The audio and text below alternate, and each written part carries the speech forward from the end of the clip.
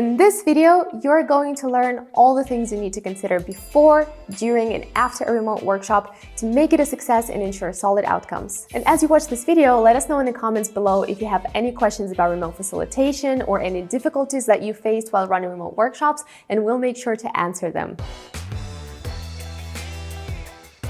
Now, let's look at the step-by-step process you need to do before your workshop kicks off. One extremely important thing to remember is that you need to put in the time to prepare for your workshop. Just like you wouldn't try to wing a normal in-person workshop, or so we hope, you shouldn't try to wing a remote workshop. Sure, you don't need to prepare the physical room, but you need to take care of your participants before the workshop starts and properly onboard them. And these are the exact steps we do at AJ and Smart to onboard our remote workshop participants. Step number 1, send an onboarding email. And please never ever skip this step. It might be super tempting to just fly over the remote collaboration tool features at the beginning of the workshop, but here's the thing. Everyone has a different learning span and learning mechanics, and some of the participants might not understand what you want from them at the beginning of the workshop, and this will just stall your progress, or someone will not feel comfortable speaking up, and this will just result in so much mess down the road. So to avoid that, send a clear and concise onboarding emails where we will introduce the tools you're going to be using, some of the basic features that participants need to know, and how to log into the tool. And by the way, we share all of the templates we use in our client work in our remote design sprint masterclass. And if you're interested, definitely check out the link below. Step number 2. Talk to the decider. Every good workshop has a decider, and a decider is usually a project owner or CEO or the main decision maker when it comes to the subject of your workshop. Do not skip this step because the decider has the power to stop your workshop in its tracks. Schedule a call with them and take that time to really get down to the root of the problem. What are they expecting from the workshop? What are their challenges? What do they want to get out of it? Also, use this time to let the decider ask questions to you, like how is the workshop going to be structured, and what are the exact steps and how they can prepare. And pro tip, if you want to be really prepared for the workshop and really have that wow effect on the whole team, record these calls for later reference and re-watch them a few times. Step number 3, build connection with the team. Building mutual trust between the facilitator and the participants of the workshop is crucial because this will define how smoothly your workshop will go and how good the outcomes will be. I know it's more challenging to do in a remote setting, but don't give up before you even started. Schedule a call with every participant or with participants as a group, or include a little bit more icebreakers at the start of the workshop and try to really get to know their team. What are their challenges? What are they hoping to get out of the workshop? What are their personal interests? This will really help you as a facilitator to make the workshop more fun and collaborative and engaging to be in. So how we do it here at AJ and Smart is, depending on the size of the group and their availability before the workshop, we either schedule one-on-one sessions with each participant, or we schedule a group call with the whole group, or we just make sure to include more buffer time and breaks to engage with them in a non-formal way. Tip number 4 is to test everything. And by everything, I mean everything. Every little piece of technology used in your workshop needs to be tested. Make sure your remote collaboration board looks the same on all of the browsers. Make sure that all of your video conferencing tools work just fine. Test your microphone, test your headphones, test your presentation slides, everything. So if you run an internal workshop, this might not be that important, even though it will make your workshop feel a bit messy, but you know, it will be fine. Your colleagues will understand. But if you're a freelancer or an agency running workshops as a service, this will really undermine your expertise and will really make you look unprofessional. So don't skip this step and test everything. Tip number 5, have a plan B for everything. And by this, I don't mean a contingency plan because we've already covered that. What I mean is, don't be married to your tools. It might so happen that a new client of yours or a new team you'll be working with is not allowed to use Zoom, or they're not allowed to use Miro or Mural or whatever it might be. Different companies in different countries have different regulations, so be ready to be flexible and just have a plan prepared in case you can't use your preferred tools. Tip number 6, hone your facilitation skills. Your confidence and the way you present yourself as a facilitator can really make or break a workshop. And don't think that you can wing it or fake it until you make it or hide it. If you are not confident in your facilitation skills, it will show and participants will feel it, and they will be reluctant to follow your guidance. So take the time and hone your facilitation skills. Before you start the workshop, go through your facilitation checklist, reread how to deal with troublemakers, check again how to park circular discussions. Just read through your facilitation manual, and this will make you feel much more prepared for the workshop. And if you're looking for a manual that you can reference before the start of every workshop,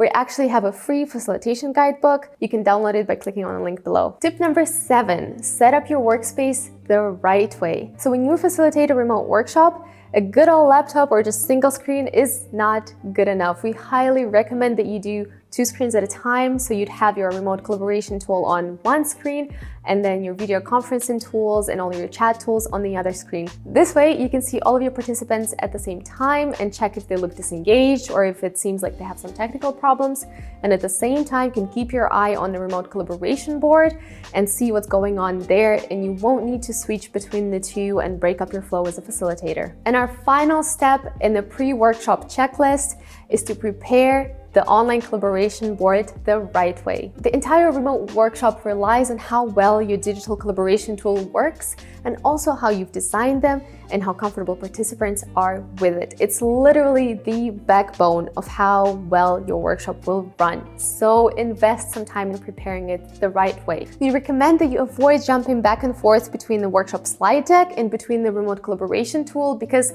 this will make your participants feel scattered, it will confuse them, and it will just break up the flow of the workshop. And tools like Miro actually allow you to embed your workshop slide deck into the remote collaboration whiteboard, so we really suggest you make use of that feature. The way you set up your whiteboard space will also have an influence on how overwhelmed or engaged your participants will be, so really take the time and design your board intuitively. Make use of progressive disclosure, don't overwhelm your participants with thousands of different graphics and boards and spaces. The way we do it at AGN Smart is that we cover up the parts of the board that we're not using just yet, so the participants only ever see the exercise they work on at the moment. And if you haven't had enough time to tweak and experiment with your remote collaboration tool setup, we actually have 2 really nice templates in the Miroverse library. They're free for you if you're a member of the Miro team, and you can also check them out by clicking on the link below. Now, on to the things you have to do during the workshop. It's showtime.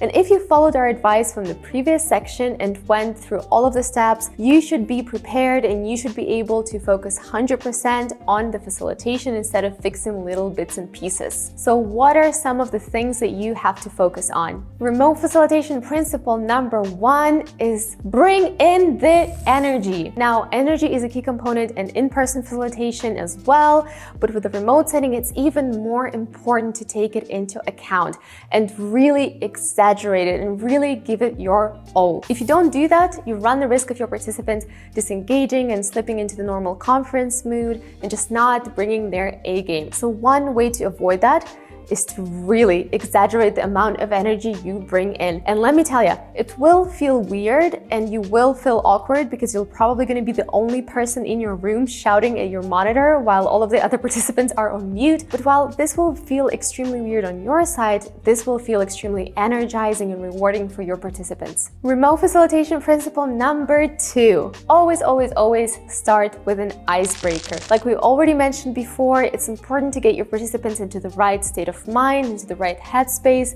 and by including icebreakers into your workshop schedule, you will allow them to switch from the normal work mode into the workshop work mode. An icebreaker we absolutely love here at AGN Smart is called "What's your first job?" And the way you do it is you pair your participants and you let them ask each other what was their first job and what they learned from it.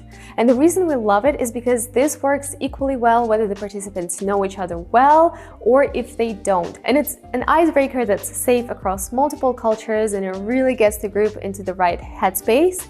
and it works equally well with remote and in-person setting. Remote collaboration principle number 3 is that you have to take care of creating a collaborative atmosphere. To do that, put in some workshop music, because this will really allow your workshop participants to feel less lonely and awkward. I mean, just imagine they're sitting in their offices or in their homes all alone by themselves in front of a computer. And especially if they're working on an exercise alone without communicating with their teammates, which is most of the exercises in a workshop or setting, it will feel lonely and awkward for them. A lot of remote collaboration tools and video conferencing tools allow you to share your music, so take advantage of that, and every time you start an exercise, put in some non-distracting workshop music. If you don't know which playlist to choose, we actually have a public Spotify playlist with our favorite workshop beats. The link is in the description below. Principle number 4, make your workshops shorter. Now, it might be tempting to try to squeeze everything in and do all of the exercises in as short amount of time as possible, but this is never a good idea. Actually, in-person workshops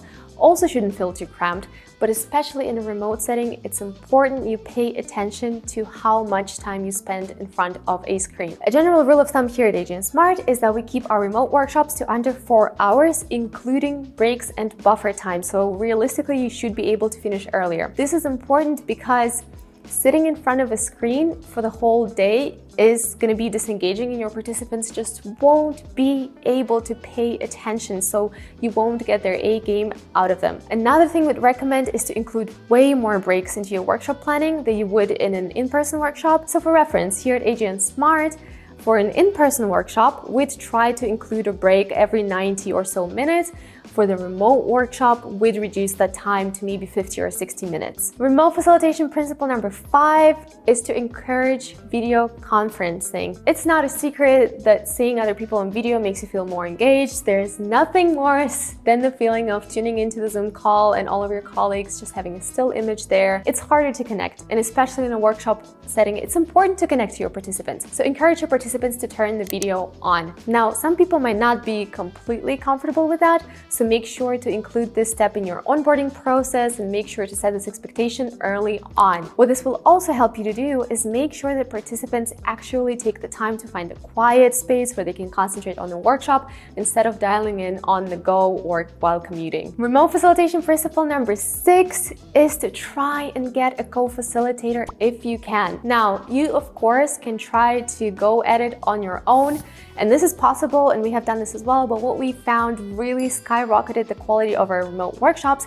is to have 2 facilitators. So one facilitator who's actually managing the team and explaining the exercises and is guiding the team through the workshop step by step, and a second tech facilitator who checks whether the remote collaboration tools work as they're supposed to, checks the video, checks the internet connection, basically all of the tech aspects. And what it allows you to do is to be 100% focused on the facilitation instead of being spread thin between managing the collaboration whiteboard and the tools and the actual exercises. Remote collaboration principle number 7 is to sort out the tech. I know I mentioned this multiple times in the video, but honestly, this can never be said often enough. Have a contingency plan for everything. Principle number 8 is to buffer in more time for discussions. In an in-person setting, you can usually usher the group along and cut some time back on the exercises and generally move faster. But in a remote setting, that's a bit too risky, and we would recommend you don't do that. Instead, always ask your participants for permission to move along to the next exercise to make sure everyone is on board. You can say things like, "Hey guys, follow me along on the board," or "Is it okay if we move on to the next exercise?" Things like that. What this will allow you to do is make sure no one is left behind on the digital collaboration board and everyone is being taken along for the ride. One important thing to keep in mind is that you need to buffer in more time in your workshop planning. Like I said before, don't try to cram in too much. This will only backfire on the quality of your workshop. Keep in mind that remote discussions just take more time. Like I mentioned before, there are some nonverbal cues that are missing. That doesn't mean you cannot cut circular discussions out, but allow more time for people to get their point across. And congrats, you've successfully facilitated your workshop if you followed all of our steps. Now, there's just one more thing to do, and that is to summarize and report on your workshops outcomes. This will help you make sure that the participants leave the workshop with a nice feeling and with a sense of accomplishment. So take the time to summarize the workshop.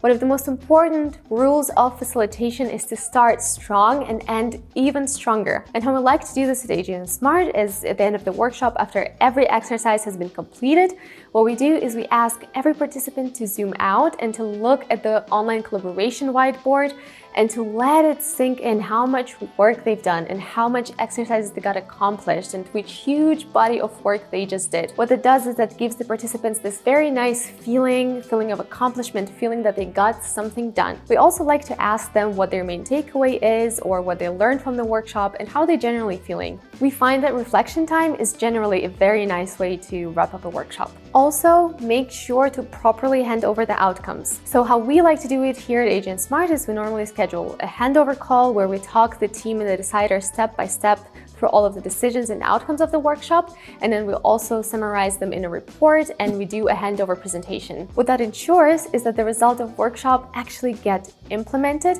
and that is good for you as a facilitator because the team will actually see the end outcomes and they're more likely to reach out to you again when they need help on solving another challenge or problem. And there you have it. This is our ultimate guide, all of the step-by-step things you need to keep in mind when you facilitate a remote workshop. And we're confident that if you implement this process as well, your remote facilitation will feel just buttery smooth and confident and will deliver the outcomes that you want for your team. To sum it up, to ensure solid outcomes, don't stress about the things you can't control and really prep yourself on the things that you can. Good luck with your remote workshopping and let us know in the comment box below if you have any more questions about remote facilitation. We'll answer them on our socials and here on YouTube. Now, we'll see you in the next video. Bye!